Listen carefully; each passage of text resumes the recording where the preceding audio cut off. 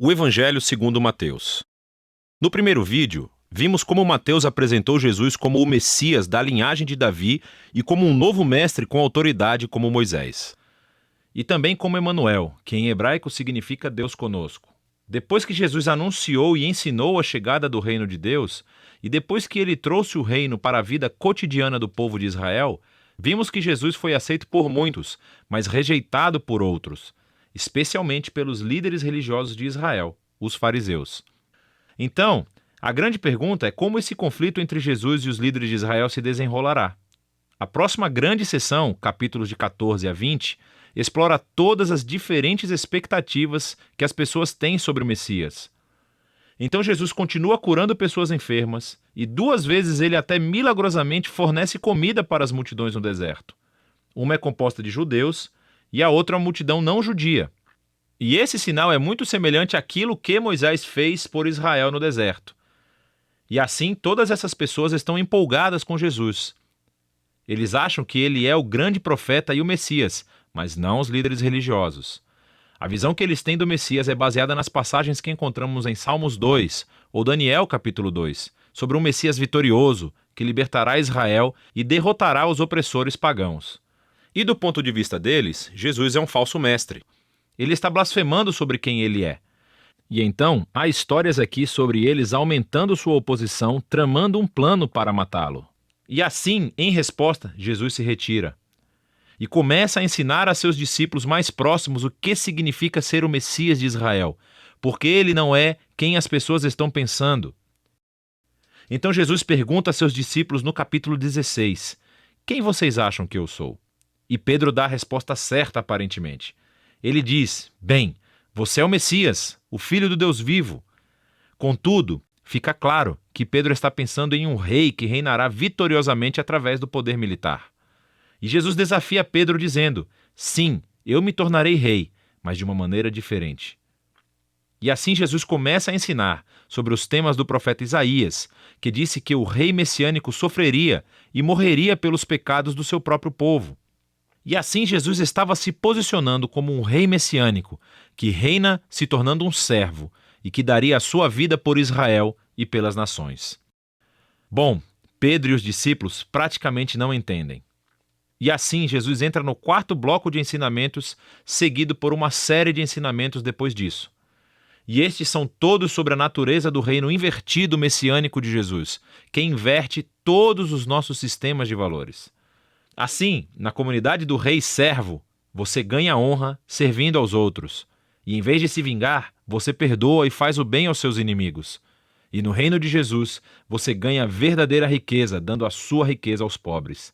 Para seguir o Messias servo, você deve se tornar um servo.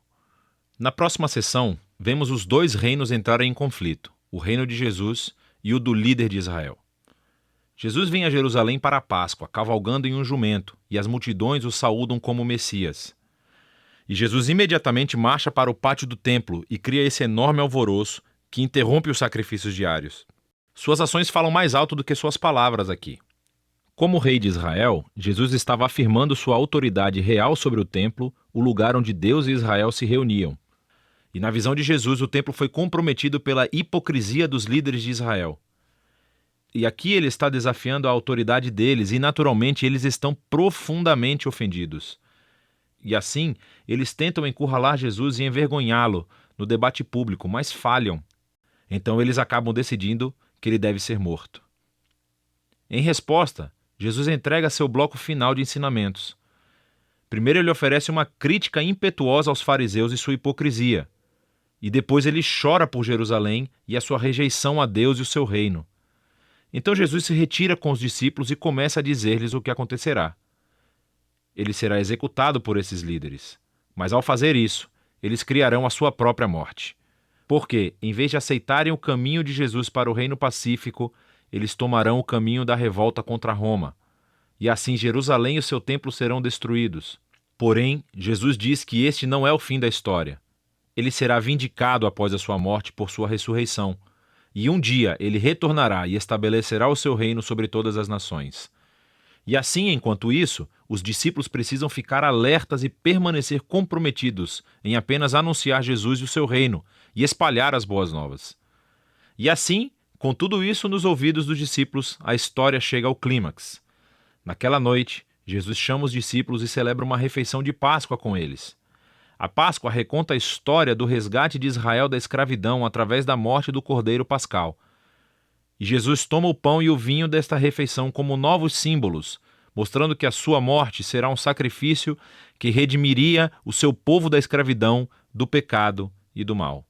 Depois da refeição, Jesus é preso e é levado a julgamento perante o Sinédrio, um conselho de líderes judeus, e eles rejeitam a sua pretensão de ser o Messias. Eles o acusam de blasfêmia contra Deus.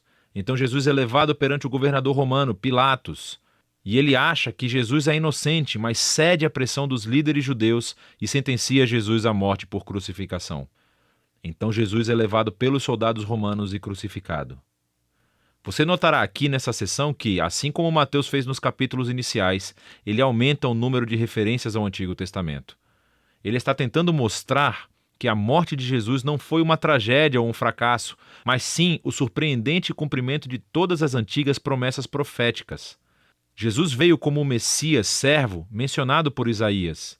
Ele foi rejeitado pelo seu próprio povo, mas em vez de julgá-los, ele foi julgado em seu lugar, suportando as consequências dos seus pecados.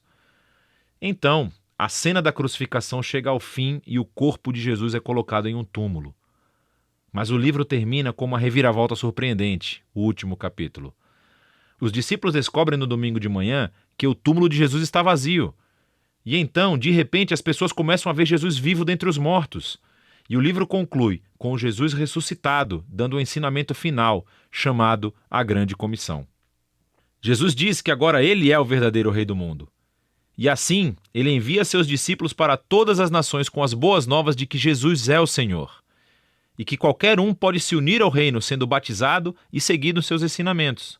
E ecoando de volta até o seu nome Emanuel, Deus conosco, do capítulo 1, as últimas palavras de Jesus no livro para os seus discípulos são: eu estarei com vocês.